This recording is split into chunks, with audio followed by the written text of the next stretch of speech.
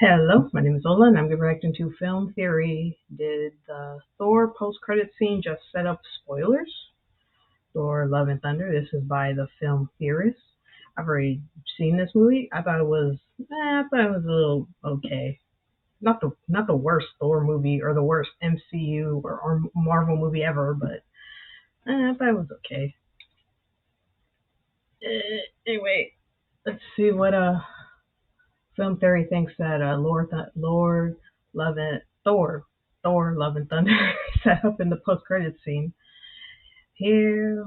Oh, and yeah, what the hell was that post credit scene about anyway? Like freaking Zeus brought in some dude to finish off Thor, I guess.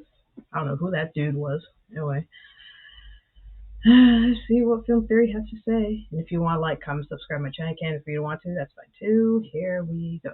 This video contains spoilers for Thor: Love and Thunder. I am absolutely serious. We worked super hard to get you a Thor: Love and Thunder theory up as soon as possible because we knew that this one was going to leave you with some big questions, and we wanted to get you some big answers to those big questions. But to do that, we got to cover some big spoilers. So y'all ready? Great. Let's go.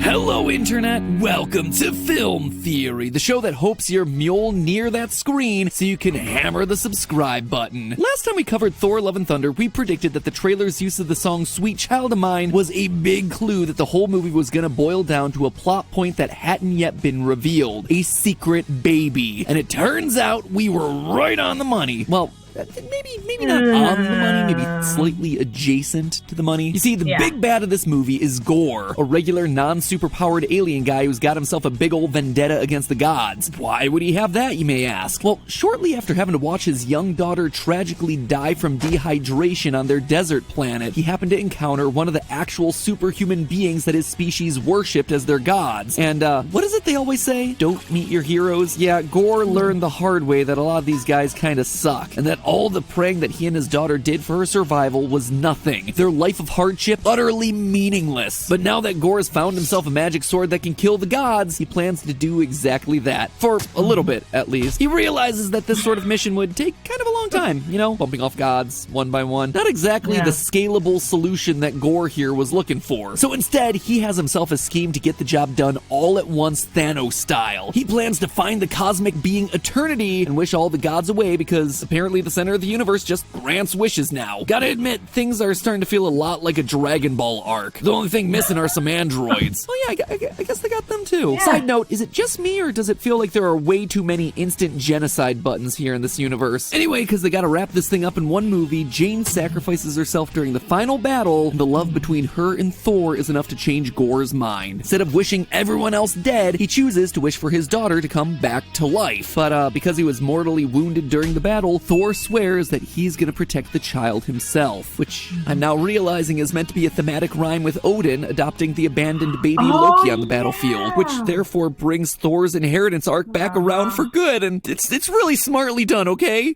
Also, my recording booth just really smells like onions.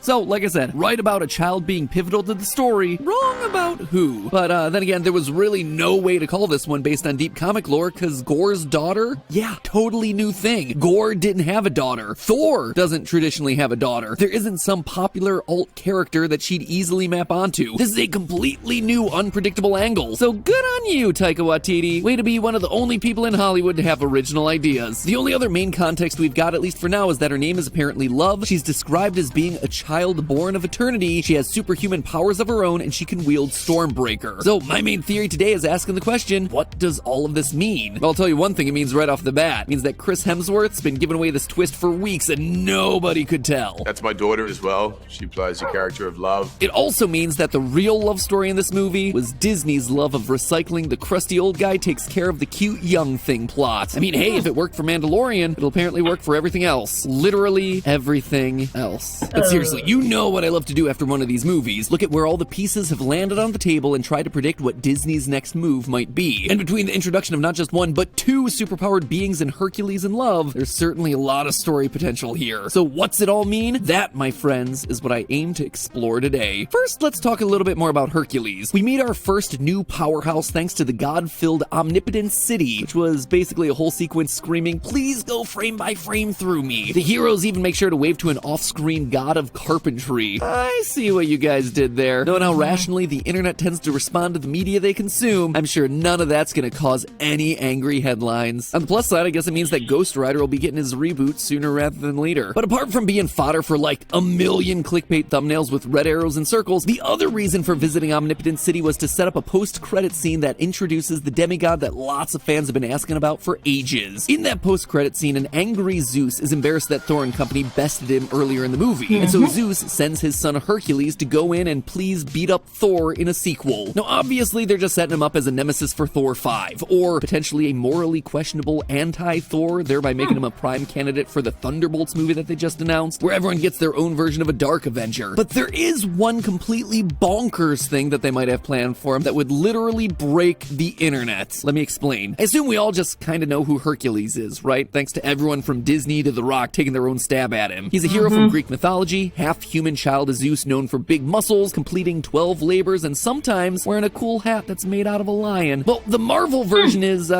pretty much the exact same guy from the myths. Basically how Thor shares a lot of similarities with the mythical Norse Thor. And when it comes to the comics, Herc is kind of a fan-favorite second stringer, largely because he was one of the earliest examples of Stan Lee and company creating a playfully meta take on real-world pop culture. See, in the 1950s and 60s, the genre of sword and sandal movies were all the rage because of their low budgets and shockingly high returns. All a cheap producer had to do was hire some Mediterranean bodybuilders to fight in skimpy togas in front of old Greco-Roman ruins, and then just watch as the cash flowed in. Kids loved the mythical action-adventure, and the moms bringing them to the theaters loved the view, so to speak. The most famous actor to come out of these was Steve Reeves, who starred in a whole series of the sword and sandal films through the late 50s and 60s. His most iconic role was Hercules, and looking at that iteration of the hero compared to Marvel's version, the inspiration there is pretty obvious. Since then, Herc's been an active character, a fixture on a lot of different teams in the Marvel Universe, and an on-again, off-again frenemy to both Thor and the Hulk. But how does any of this apply to the MCU and Herc's place in it moving forward? Well, despite being set up as an obvious foil for Thor in the next outing, he might appear sooner than that. I mean, I wouldn't be surprised if he somehow shows up in She-Hulk because, well, that's been a thing before. He could also make an appearance with the Young Avengers, of all places, considering in the comics he's currently in a relationship with the Young Avenger Marvel Boy, and he has a history of teaching younger heroes. But here is my wild swing for the fences theory. This one is pretty crazy, but stick with me on it. Did you know that the live-action Aladdin was actually in the process of getting a sequel? Yeah, I was surprised too. Anyway, the director, Guy Ritchie, recently stepped away from that project. I can't really imagine why.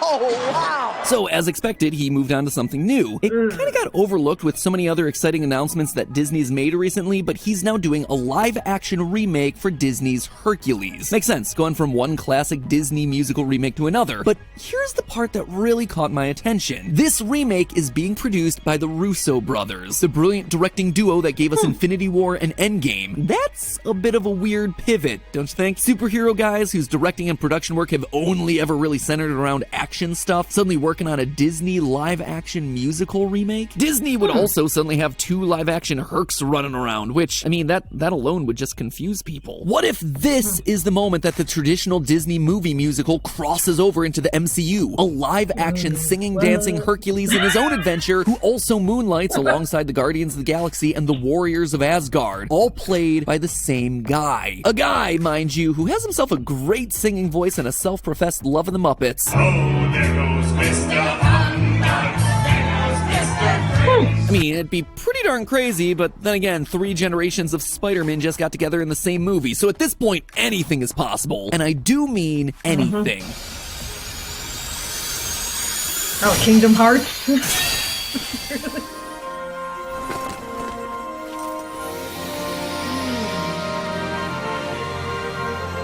Craziest crossover since Endgame, a Kingdom Hearts movie. I mean, that's what happened last time Disney musicals started to cross over with their other IP. I'm only saying, when you hear Sora say "on your left" 7 years from now, just remember who called it. Who am I kidding? I just want to put this into live action. Say, fellas, did somebody mention the door to darkness? But while I was busy walking out of the theater dreaming of seeing edgelord Mickey on the big screen, to everyone else leaving that theater, the true star of the show was Love. And to me, the theory potential for a brand new character like this is infinite. To state the obvious, she's a resurrected dead person and an adopted commoner being raised by a noble. I mean, that makes her symbolically loaded even before the movie explicitly calls her the child born of eternity and gives her cosmic powers. Really, she acts as a merger of two of Phase 4's dominant story threads: big cosmic existential questions on the nature of faith in the universe, and young heroes inheriting complicated legacies. But just because Love is a new character created for the movies doesn't mean that we can't necessarily look at the comics to find some similarities. Because believe you me, there is plenty to see here. Enough that we can pretty confidently chart where Love is going to be headed as a character. See, cosmically powered kid is a story trope that Marvel Comics has leaned on a lot, especially recently. Plus, Marvel's been using its comics publishing arm as a sort of test kitchen for MCU storylines for the last 15 years or so, which makes these stories definitely worth looking at when you're trying to predict what's coming down the pipe. In particular, there are two that seem to really match up to where Thor and Love are at the end of this new movie. The first is the creatively titled Civil War 2, where we see a team led by Iron Man and another team led by Captain Marvel at each other's throats over Ulysses Kane, an inhuman teenager with the ability to see the future. There's a lot of disagreement over whether or not to use Ulysses' power to stop crime before it happens. Basically the plot of Moon Knight. Throughout the conflict, Ulysses' power continues to grow stronger until Eternity himself intervenes, offering Ulysses a place to stay amongst the cosmic pantheon. One could say that Ulysses' power made him a, quote, child of eternity, just like how Love seems to have the potential to achieve cosmic god levels of power in her adulthood. Put a pin in that one, we're gonna come back to it later. The second story I think we should look at is actually one that's currently ongoing in the main Avengers comic book. It involves a powerful cosmic force called the Star Brand. This is a magical tattoo that sears itself into a host, granting that person nearly infinite power limited only by their imagination. But here's the thing. Though the Star Brand concept has existed in Marvel lore since the mid-1980s, it's always been in unimportant alternate universes. But then, all of a sudden, it was introduced into the main 616 continuity in 2013, in an Avengers storyline called The Last White Event. This was done as a self-defense mechanism for the multiverse, with these white events zapping random Earths and granting them Star Brands in an attempt to stop universes colliding and destroying one another in events called incursions. Now, where have I heard that word Doctor before? Strange The and the larger the Multiverse of footprint you leave Madness. behind, the greater the risk of an incursion. Yep, this is one of those storylines that the MCU is currently using to blueprint the movies. It's not stopping there. The Star Brand has since changed hands several times, and in the Avengers comics coming out right now, it has ended up in the possession of an orphaned girl named Brandy. A girl who, wouldn't you know, is adopted by the Avengers, including Thor. And if that wasn't clear enough, Star Brands are granted to the user through lightning bolts. Very thematic for a new character introduced in a Thor movie, huh? But the real cherry on top of this evidence sundae, this Avengers storyline and the girl with the Star Brand are both creations of writer Jason Aaron. Same guy who created Gore, same guy who created Jane Foster's Mighty Thor, and the same guy who created the dead Celestial that the Avengers are currently using as their base. This guy's fingerprints are all over the MCU right now. The way I see it, the most exciting option may just be a fusion of both of these stories. Love gets a Star Brand, or perhaps she'll be revealed to be the Star Brand. Either way, this child of eternity has near infinite cosmic power, which catches the attention of everyone's favorite star cop, Captain Marvel. Remember, she only pops in for matters that are deemed really important for the universe's survival. Child with infinite powers? Yeah, feels like it could be a biggie. This ultimately leads to another civil war with Captain Marvel and Thor duking it out over the Child of Eternity in Phase 5 or 6. I mean, there's already a whole episode of What If dedicated to how much fun a Captain Marvel versus Thor matchup would be. The writing is on the wall, people. That said, there is one final route that all of this could go. One that, well, I noticed a few details that set off some alarms. It is a wild stretch, but, you'll see. One other famous special power child storyline is the much older Celestial Madonna saga from the 1970s. This was written by Steve Englehart, whose work inspired a lot of WandaVision and Falcon and the Winter Soldier. Here's the abridged version, and I swear to you, I swear I am not making a single word of this up. Mantis from the Guardians of the Galaxy marries the ghost of an alien tree who's reanimated the body of the recently deceased Avenger Swordsman, aka Jack the Sword Guy that we saw in the recent Hawkeye show. This somehow makes Mantis the prophesied Celestial Madonna, and her child with Tree Ghost Swordman is the Celestial Messiah. Seems like a story that's best left forgotten with the 70s, right? Well, Marvel disagrees. The Celestial Messiah is an eco-warrior that just recently returned in a central role of the 2020 event series Empire. Now, this story was insane. Honestly, I wouldn't have even brought it up if it weren't for one thing. It is one of the definitive Kang the Conqueror storylines. Character Marvel is clearly setting up to be their next Thanos. The Celestial Madonna saga introduced introduced a lot of his mythology. It even featured one of the first major instances of two Kang variants fighting, with the Conqueror facing off against Rama-Tut, a version of Kang who was a pharaoh in ancient Egypt. Now, all of this seems completely random, but Rama-Tut has already been referenced in Moon Knight with some Easter eggs. More importantly, though, they make it a point in Love and Thunder to remind us that Love's weapon of choice, Stormbreaker, has a handle that's made from Groot's arm, and that arm is still alive, sentient, and evidently growing. When planted in the ground, it takes root. Who knows? Maybe that whole alien tree messiah stuff could be on the table here too, with Love becoming the celestial Madonna and Stormbreaker growing into the character that's trying to woo her. Sounds insane, and admittedly it is, but I mean, they're giving Wonder Man a show, for crying out loud. Did you even know that there was a character called Wonder Man? Because I didn't. So there you have it, Lola Theorists. The two new characters introduced to Love and Thunder that are going to massively shake up the MCU moving forward. What's most exciting about this one is that they built the biggest story turn of the movie, and now easily the biggest new character turn for the Thor franchise moving forward, around a totally new story direction that was crafted specifically for the movies. Not taken from an existing comic, not taken from mythology, a new idea by the filmmakers. That is a huge deal. That the MCU, of all things, could become the next place we start seeing as a source for new characters and stories instead of just bigger budget movie-length versions of old ones. That is something that we could have never predicted. But hey, one of the things I loved most about Thor Love and Thunder was its amazing aesthetics. It was colorful, bright, and most of all, it was fun. It's the sort of movie that just makes you want to grab its poster and hang it up in your house. And luckily, with today's sponsor, Displate, you can do exactly that. Displates aren't just some paper posters that you pin up with thumbtacks. No, these are high-quality prints on metal sheets, so they won't easily break. Well, that's it. I mean, yeah, like it is pretty cool, you know, take stuff from the comics and bring it to live action, like the whole Thanos thing and but like some things, like, yeah, they should be just left alone in the comics back in the 60s, 70s, whenever or wherever it came from, like, ugh, no. But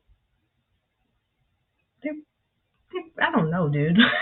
I don't know where the MCU could be going from here. Like, I mean, so far from what I know is that Kang is going to be the next big bad. He's going to be probably the next big Thanos, And, yeah, Wonder Man, like, who the hell is that? What?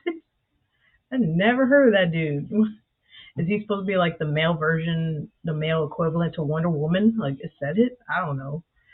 We'll just have to wait until his show or movie or whatever comes out. Like,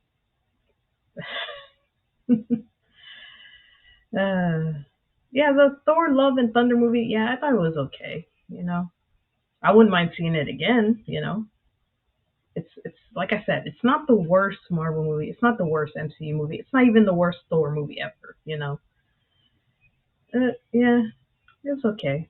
I wouldn't mind seeing it again. Anyway, that's my reaction to Film Theorists Film Theory. Did the Thor post-credit scene just set up spoiler? Thor Love and Thunder.